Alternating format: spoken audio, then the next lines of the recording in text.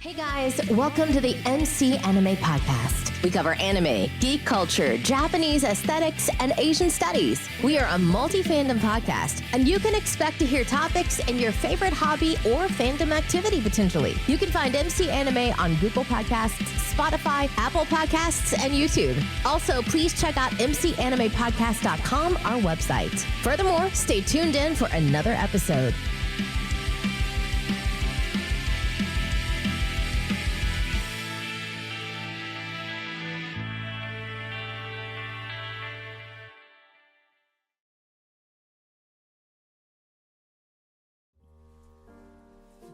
Hey guys, MC from MC Anime Podcast. Today we're back with another guest and featured speaker, Chemi. How you doing, Chemi? Hi, Mick. I'm doing good today. How are you? I'm hanging in there. Can't complain. Just got back from OTS tournament. It was lots of fun, and it was interesting. Oh, congratulations. So, but yeah, what you been doing, and we'll go from there. Excuse me? What you been doing? I've been watching new animes recently. Like what? Konosuba, Zom 100, Dr. Stone. That's pretty much it so far. So we can still call you Normie. Gotcha. Yeah. Alright, so without further ado, today is going to be another episode about Funimation merging with Crunchyroll. What does that mean? How does it look like? And what's the plan of action for the future? So, this has been a long process of Funimation trying to merge with Crunchyroll, but it finally just finalized. What's your thoughts about that? I had a Crunchyroll account for a while, and there were some Funimation shows I did watch off of Crunchyroll. Two good examples I could think of would be Mob Psycho 100 and My Hero Academia are two big ones from Funimation. Kind of sad to see them go, you know? True. So then you want to know that the merger was actually a part of a move of unification under the Crunchyroll name. So a couple years ago, Sony had the acquisition of Crunchyroll from AT&T. The merger was first announced in December 2020.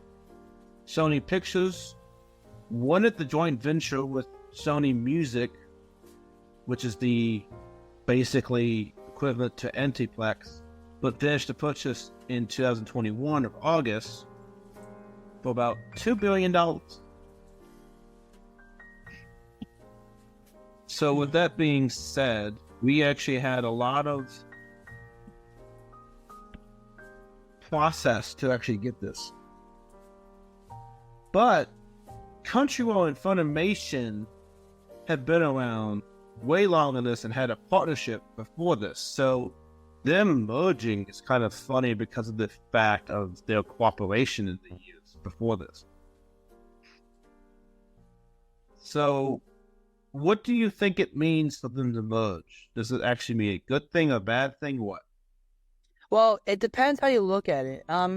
Look at it from a good way, I guess, there'll be like some shows that might have benefited because there is actually some problems with Funimation with some certain shows. I guess for the one examples I did mention earlier for Mob Psycho, for the English cast, it was like for the English cast for Mob himself, they had a bit of a contract problem with Funimation. So that's why he didn't voice act for Mob Psycho Season 3. They had a different entirely voice actor because of the whole Funimation controversy with the contract. I forgot exactly what it was, but yes, I guess you could see it in a good way. And then for the bad way is also because I think back when you did have a Crunchyroll thingy, you did like get like digital rewards and stuff. And the thing is with anime now, you know, while you have stuff digitally, they own, like, you don't really own it. Like, they still kind of own it, right? Like, unless you buy, like, the physical copies, like DVDs, for example. Like, for example, we buy a whole DVD set of Dragon Ball Super or Z, right? Or Z Kai, whatever, right?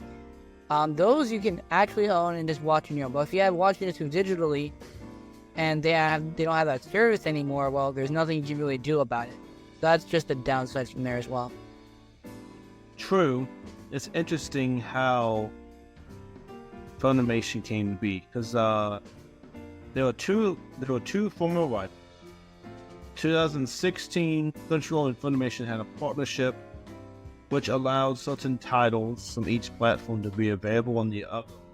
So that kind of what started the beginning of the partnership. So it already had this idea that they can work together established. And what I liked from the partnership at the time was access to titles that Funimation had and Crunchyroll had that they could share. And as over time, it actually grew to be a bigger partnership.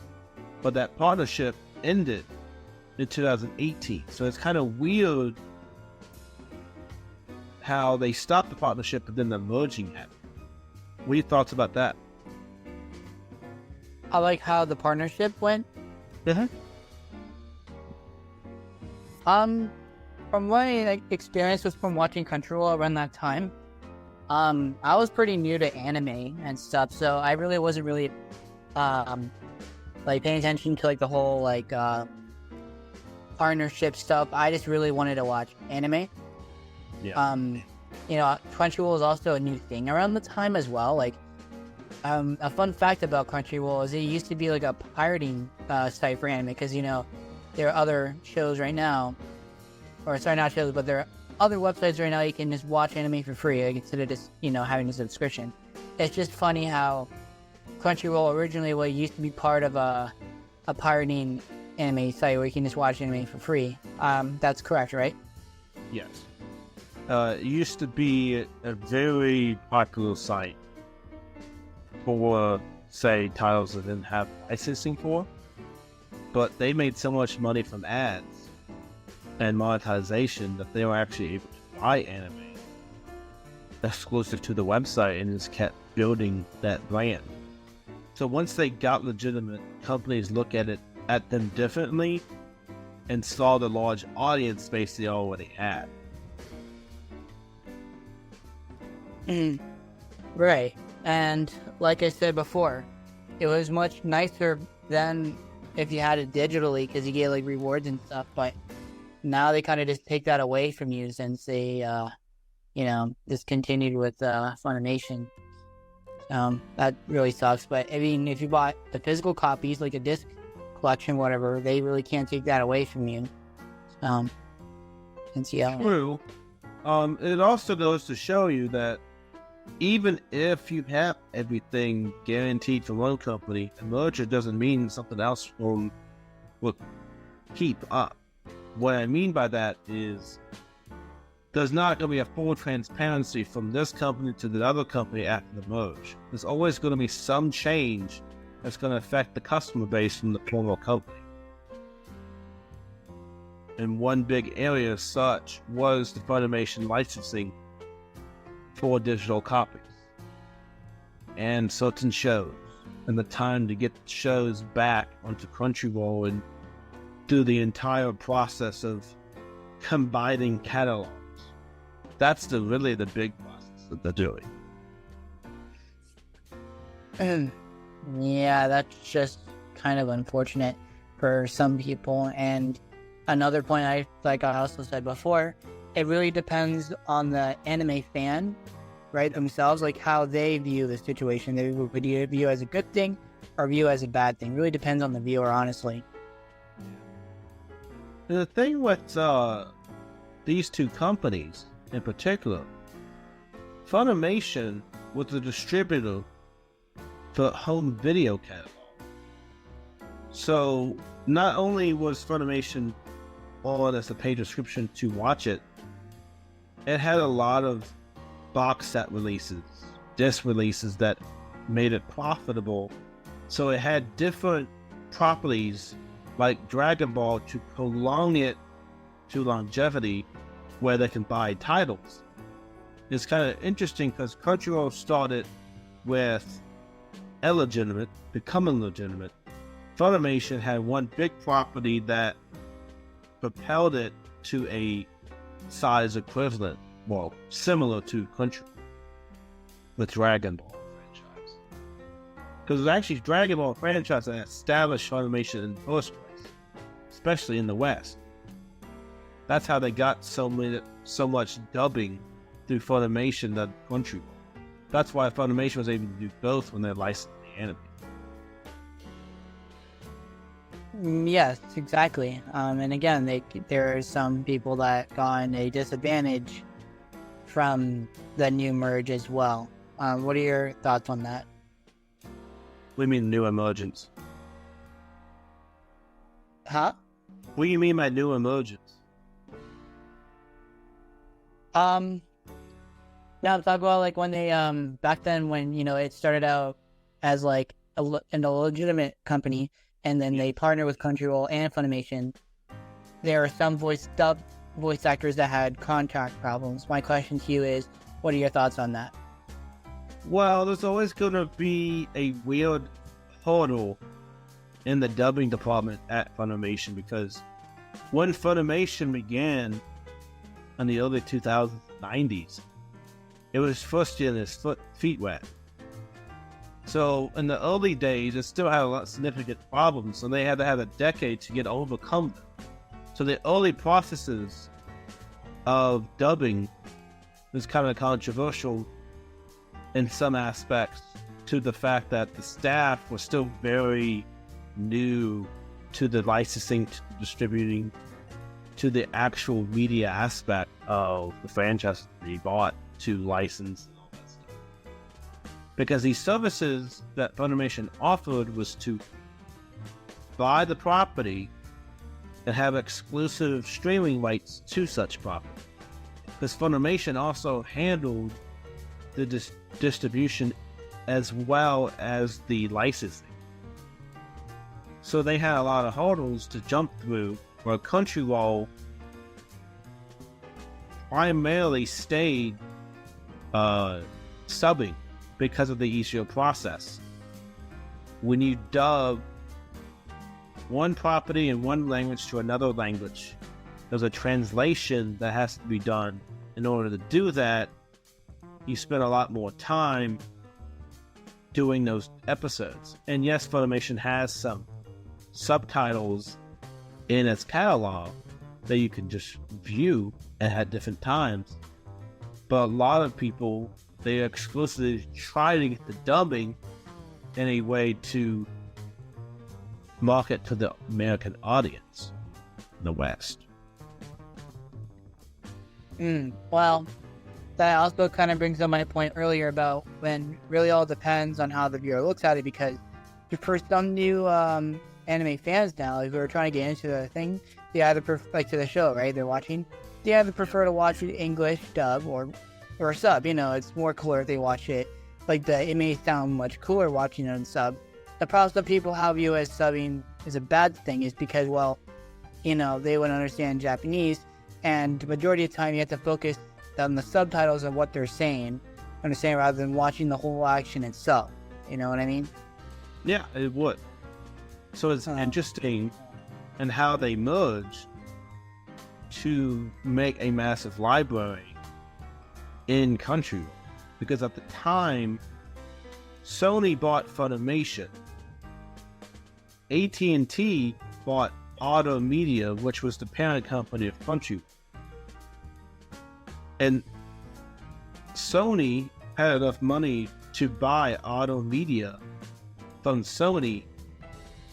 And it's interesting how they keeping Crunchyroll with a larger fan base than Funimation. It also sucks for the most of the fans as well, who are also part of the Funimation and Crunchyroll, because not only that they lost all their digital purchases and all, but now they have to keep track of where they left off on their show, because it's most likely it's kind of unclear of your watch history being on Funimation will carry over to Crunchyroll. It's also likely a good idea to try and make a note of where you are in the series on the Funimation's end, so you can jump into the episode instead of just having to plan to catch up. You know what I mean? So actually, Crunchyroll is already planning to the Quay system and the watch list history from one account to another account, so they're actually transferring people's accounts to do that. The only reason why they can't protect the digital copies is there's just not enough leeway to protect an older purchase from another company. They were actually doing a successful merge with people's watch history and which episodes they watch and which was actually in their watch list. So there might be, I don't know if it'll be exactly perfect for Funimation, exactly where you left off. It could be the last saved data that was on your account that they could transfer over, but they're all making a commitment to save watch history and different stuff like that to build up the audience base after the merge. And yeah, you do have some very good points there. I agree. Yeah, it's the only thing I've heard that's taken a little bit of time is getting all the episodes onto the catalog. Users' watch history was already done for the majority of the part, and if you had claims, you can actually follow it according to the Crunchyroll newsletter. So there's certain things you can request from admins specifically work with you to see that you can get restored on your personal server. But this also brings up a point: if it is the Funimation's anime library moved to Crunchyroll, it creates this almost one platform for anime streaming. Unified one platform. What do you think about that? About like the platform itself, or like what you're asking? One platform that has both of the properties from Funimation and Crunchyroll under the Crunchyroll name for all people to enjoy, which is an even larger fan base. One giant streaming service just for this content. And that's, I mean, it's making a huge commitment if you're just merging with another big company that happens to be a company that's much smaller, but then over the years became much bigger because, from what I got correctly, Funimation was the one that partnered with Crunchyroll, correct? Yes, they originally partnered in 2016 from 2018 partnership. And so it's just back in the years when, Funimation would Crunchyroll, it made it just sound baffling just to like partner with a smaller company and let alone make a profit out of it. Yeah. Well, they're not just making a profit out of it. They're actually streamlining users from Funimation to the Crunchyroll already established user space. The reason why Sony is specifically choosing Crunchyroll over Funimation is because the Crunchyroll has the largest fans to the platform. It makes no sense to keep Funimation up when it's basically one and the same company. Live streaming services are basically continuing other platforms and going for the streamline platform to stream their exclusive shows and movies.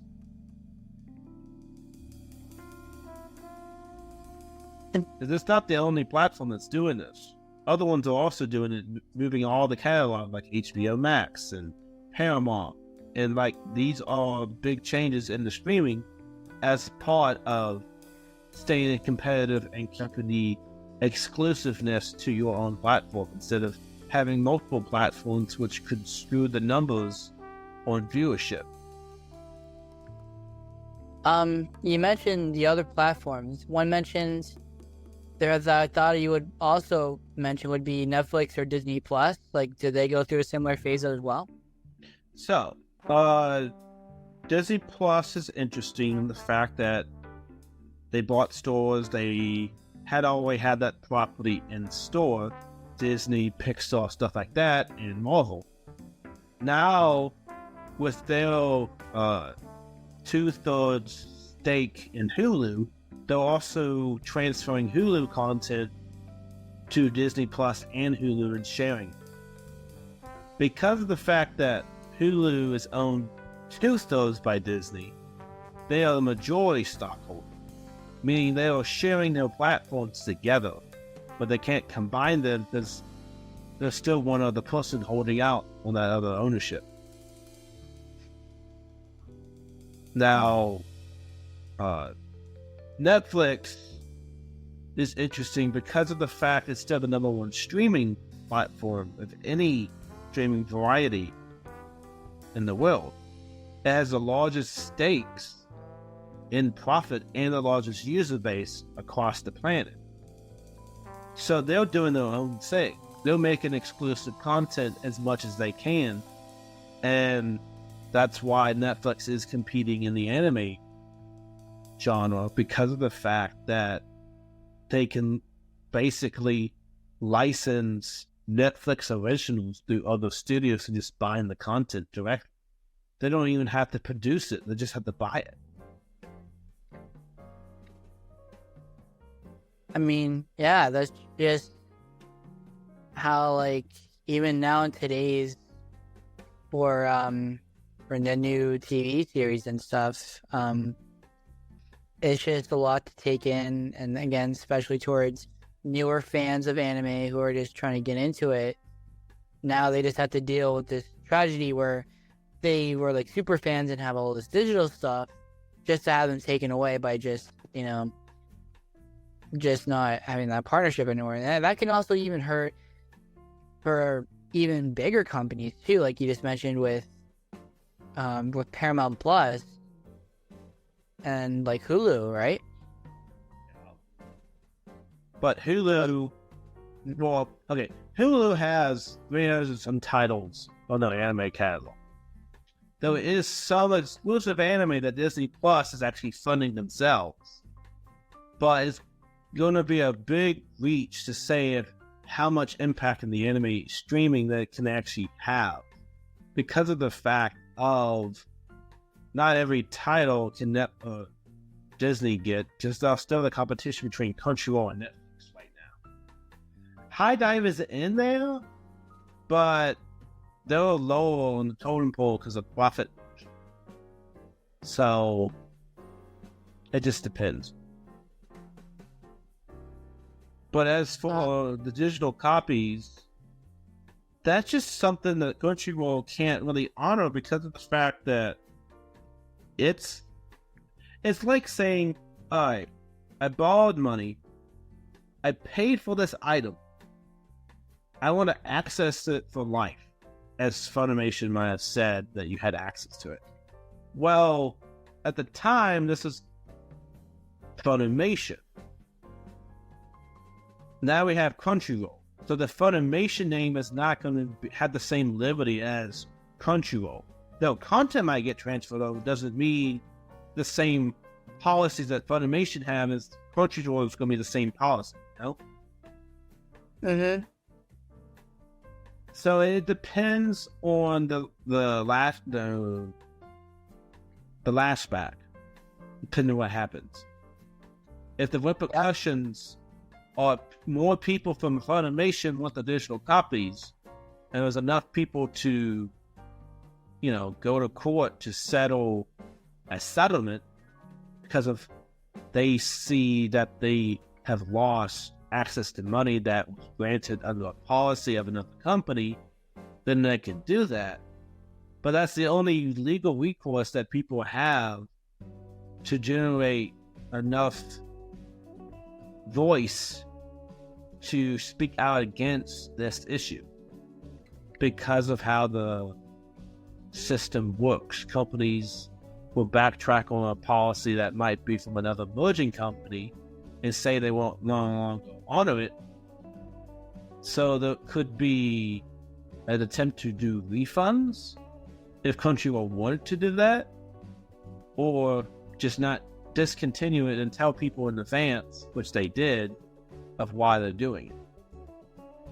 Because that's a lot of money to store for digital copies for existing buyers that pretty much should have already accessed that content by now. Hmm. I mean, yes. Let's see. From that point of view, from there, it's just a question of like, how do you say it in English? It's just a point of really on the fans, how they thought or how they think about the situation, because if they were also smart, they would buy, not the digital copies, but like actual physical copies just so, because they really can't take that away from you. Like, you own that, like they can't really take that away from you. But I don't know, some people, they just do or don't. It's also okay, hard. so if Funimation, instead of merging, they went bankrupt, who's gonna say that, oh, we're bankrupt, we're not gonna longer have these digital copies that you borrow, and we're not gonna give you a download, because then that can lead to more uploading on other websites for property that doesn't belong to you. Because when you buy a physical, let's just say you buy a physical copy, the physical copy in essence is you buying the merchandise and having a personal streaming permission to watch it. Because you can't play that DVD in public without getting a streaming permission and a permit to have it to a large audience. Mm-hmm. Correct. That DVD is only limited to 15 people and under to actually view it at any given time. In any large audience base seeing a viewing, they'll only need certain permissions of copyright to be able to watch it. So the permission of copyright in a physical copy is the one that literally says, you bought this DVD, you can watch it at home, that is your permission. You do not have permission to dispute again what outside of the means of what you bought it. So you can't redistribute it to the masses. So you can't take a recording of it and then upload it somewhere else. That's copyright infringement, because you didn't have that permission to do that in the first place. The only person that has that permission is the licensing company like Funimation, which a lot of people through Funimation is a lot easier to get screening permission because of how Funimation was licensing for that show. So it was easier to get, say, if you had an anime club, to show a screening. Stuff like that. That also brings a question to the table. Like, as an anime fan, like new or as a veteran who's watched anime for many years, even to the point when you watch Crunchyroll and like the Funimation with merge, like you as an anime fan, Nick, how would you feel about this situation? Me as an anime fan, feeling about the situation with the digital copies?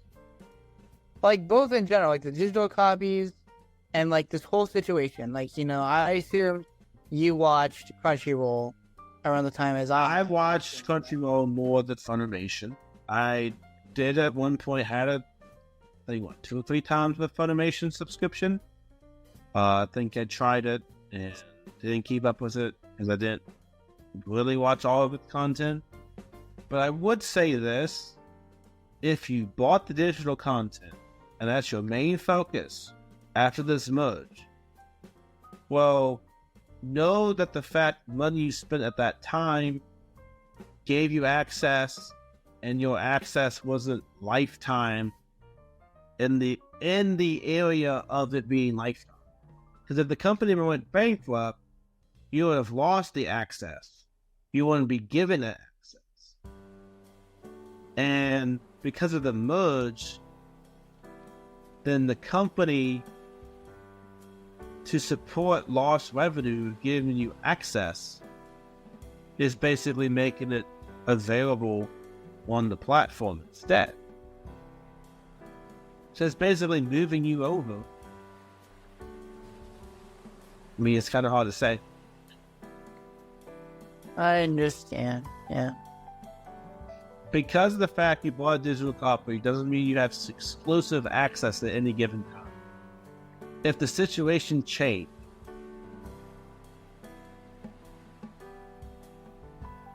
maybe I would be mad. Maybe if there was no recourse of, oh, I should get a refund. Well, you bought the digital for whatever amount of time you had it, and if you didn't watch the digital that you paid for, then that's really no legal recourse you can require because of the fact you purchased it but didn't watch it. It's just like saying I rent a movie. It expires in 48 hours. But I never watched the movie. Guess what? I gotta pay for that movie again to rent it. So if you bought the digital copy and didn't watch it, and then now don't have the chance to watch it because you never got to watching it, it's kind of a win-lose situation. I agree there. It's like a win or lose situation for both fans who are casual or just ones who've watched anime for a very long time, including myself. You know, it's really hard to say from there. It's hard for you. Did you have digital copies? Actually, I had some of them, but then there were ones that really did cherish, and I kind of speculated this was something like this was gonna happen. I at least bought a digital copy of like the My Hero movies, you know, so I can just watch those. Like not the digital. Sorry, I bought the physical copies of the My Hero Academia movies. So I may not have the show, but I have the movies at least, so that's cool enough. True. Though sometimes people buy the digital copies for convenience. But a lot of times when you buy a digital copy, it's not necessarily going to be cheaper than the physical copy. That was indeed true, yeah. I mean, it was just convenient at the time, and no one... I don't think most people knew at the time, or no one knew this was going to happen, you know? True. But if you see the trend of streaming as a whole, if the industry dramatically changed, like all these exclusive streaming, like Paramount coming to play, HBO Max, and all these different people trying to get all their rights that have access to and then put on one platform, following the Netflix version to do things, that it's going to be assumed that eventually, with all this competition and these platforms gathering all together to stay competitive, maybe my streaming service will lose that competitive edge and may be bought out. Very true, yeah, that's pretty bad. The same thing is happening in newspapers. Most newspapers can't keep up. It's just an old form of media outlet that is hard to negotiate and bring together for the community. So Funimation became the local newspaper that got bought up by a big newspaper conglomerate. That also kind of same thing with Toys R Us, because of Amazon, eBay, like all those other online websites, like they can just more convenient just buying the toys or whatever they want off of the website, right? Yeah. Granted, it's not like part of like actually no, I'm sure they sold some like movies and shows for kids stuff, right? They did. Then so it's just part of Paramount Plus, right? Yes. Paramount owns Nickelodeon. So as a property as a whole, they put it on Paramount for people to access. They put all their content under a paywall, like Netflix. So it's interesting how streaming is becoming. Everyone is staying ahead by merging, buying other companies, taking stakes, and that's how the streaming is going to be is by these larger companies buying the smaller ones. Now, in this case, Sony bought Crunchyroll for a lot more than when they bought Funimation for from AT&T. Because AT&T didn't have to let it go. They just sold it to Sony because Sony wanted it in a good way. So this was Sony's mission, trying to get it done, and they achieved it. With the anime library moved to Crunchyroll, now we have the unified streaming platform, but now the pricing is unchanged, and the users with Funimation are encouraged to cancel their subscription. So, let me go back for a second. If you're a Funimation user, and you found out news that you had to cancel your subscription to go to Crunchyroll, how would you feel? I would feel upset because, like, again, think about the digital stuff that I bought from Funimation, and like, I'm like, oh wait a minute, I have to do Crunchyroll. Like, it's like a whole new format or like a new foreign thing to me, you know? Yeah. Like, so like, that's why again, you have to look at the perspective on how anime fans are just starting out anime, trying to watch it. It kind of just ruins their experience, you know, because like they're not familiar with it, you know. True. Because of the fact that the CEO of Crunchyroll expressed excitement about the merger, he emphasized the value it brings to fans by combining subs and dubs, simulcast, the library, the music, movies, and manga, all in one subscription. Sony's music wall actually has benefited from this because of the fact that the Japan label and Sony music is actually available on Crunchyroll. Did you know that? Oh no, I didn't know that actually. There's a lot of titles, a lot of artists singing on Crunchyroll. So not only is the merge anime content being different, we also have rights from Sony putting stakes to make it original content. Like, they're putting music behind it, putting videos that people can watch on the actual platform as part of subscription, plus the store.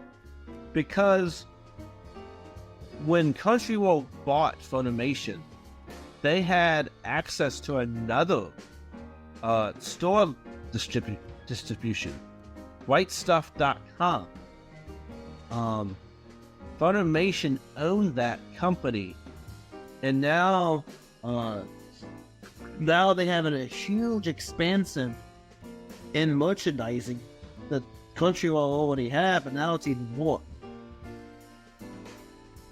So the actual products that can be sold are more variety than what Crunchyroll store had, which I think is pretty a good thing in the scheme of things, because of the fact that we now have an opportunity to see how it plays out. Right then. So what are the things you want to see happening from this after the merge? Because April 2nd was the last day that the Funimation app and website was closed during the unification of the services. What can I hope is, like, maybe they could try to refund some of the customers, maybe majority of them who lost their digital stuff, or not really refund them, just find a way to, like, you know, like, hey, we messed up, you know, we can give you this, or they will make it up to you, or they give something to try to make it up to them. And then, like, another thing is try to solve like the controversy with the dub sub contracts, like get that straightened out as well with like a professional team. That's what I hope to see what would happen for benefit wise, because again, I would like for just anime casual watchers or just veteran watchers just to have, you know, a decent experience of just watching anime, especially for the future. You know, Because think about it, without the fans, they would be nothing. They would, the Crunchyroll, like, it would probably still be a pirating account thing to this day. It could be a good thing or a bad thing. I think it's mainly a bad thing because, like, pirating is obviously illegal. So, it's not right. Like, normally just support the app itself by just, simply doing the right thing and pay for it. Pay what you're watching for.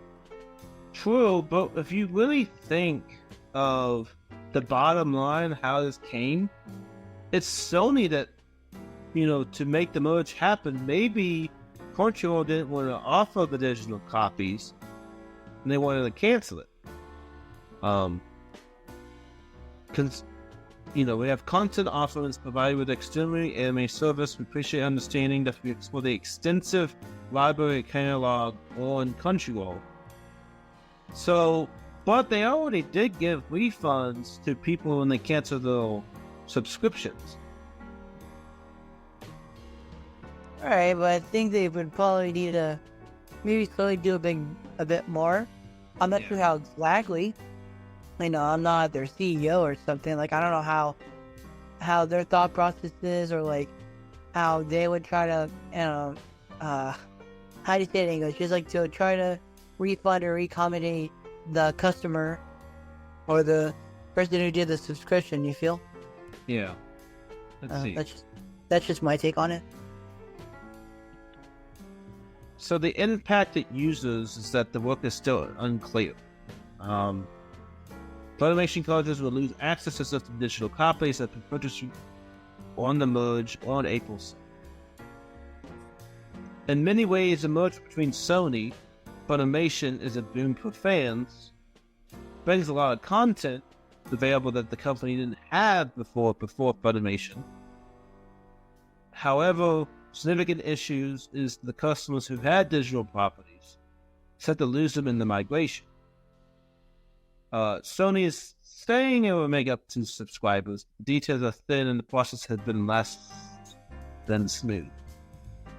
So there's a commitment by Sony to reward the long-standing customer, but we don't know what that looks like. Right. So we can only speculate what that actually could translate to and actually deliver in the final resolution. Yeah. Overall, I think this is more of a positive than a negative, in the simple fact that there is more positive implications than negative. Oh yeah, for sure. I agree here. Because now it warns, it's like, well, people don't have to choose between Funimation, High Dive, and Crunchyroll for the subscriptions. If someone whose majority really likes it, they can get a Crunchyroll subscription. If they feel very strong about it, then it in the landscape of things, it mitigates the risk of multiple subscriptions, and now you only have one subscription. So now you can enjoy the content that you like on both, and after they translate the 60,000 titles and watch hours from Funimation to Crunchyroll, you'll have even more content to deliver and like. Very true. Merchandise is affected, music is affected. The entire brand outlook is different because now they have Sony backing them as a supporter and as a buyer. Sony did this move to get a really good niche in entertainment. Almost exclusively anime from Crunchyroll and Funimation together is a huge impact that other streaming services don't have as much. So if you really think about it in that way, the only really competition out there is Hulu, Netflix, and High Dive. but they don't really compare as much because they also have different content.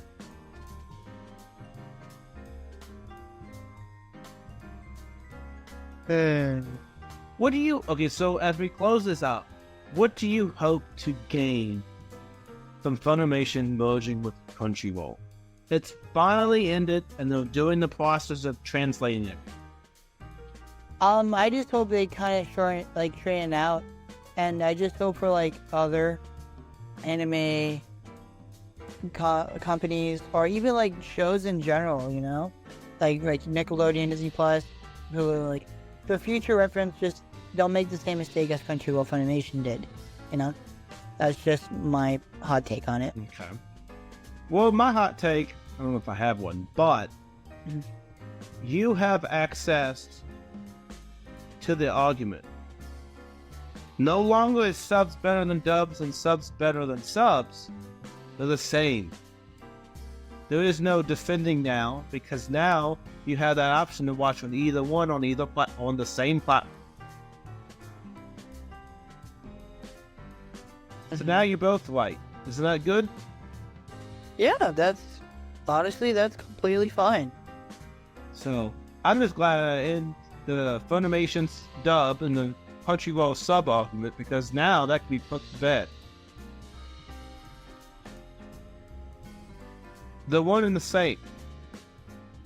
Sub and dub. Instead of sub versus dub. But yeah, that concludes this episode. And tell me, where can they usually find you at and all that stuff, Chemi? I really don't have any social media, but you guys want to talk in Discord, you know, feel free.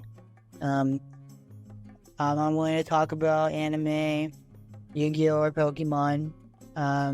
Yeah, that's kind of my end. Alright guys, well this concludes the episode of Funimation merging with Crunchyroll. And thank you for Chemi for being here. You gave good insight. And definitely a supporter of the digital copies more than I thought you would be. I mean, again, that's just preference, man. I just want to watch some anime, honestly. Oh.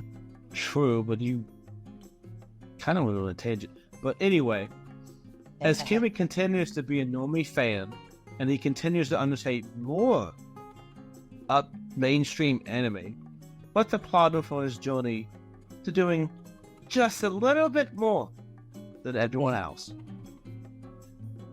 Alright guys. Bye guys. See you later.